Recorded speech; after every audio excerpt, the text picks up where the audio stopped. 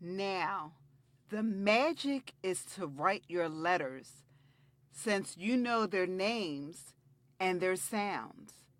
When I make the sound of a letter, you tell me the name and then write the letter. And I want you to write the uppercase or capital letter and the lowercase letter. I know you can do it. Got your crayon? Yup, ready. Okay. What letter makes the sound of ah? The sound is A, and the letter is A. Okay.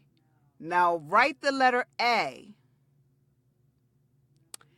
That is a small a or a lowercase a. But what about the uppercase A that we use to start a sentence or for someone's name?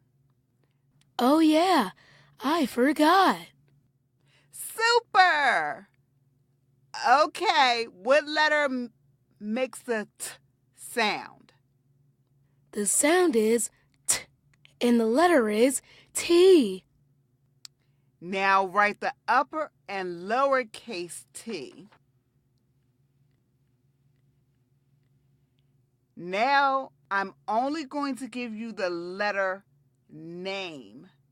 You write the letter and give me its sound. The letter is F. And what sound does it make? Great job! You are printing your letters so neatly. Let's try just one more. Now show me P. P makes a sound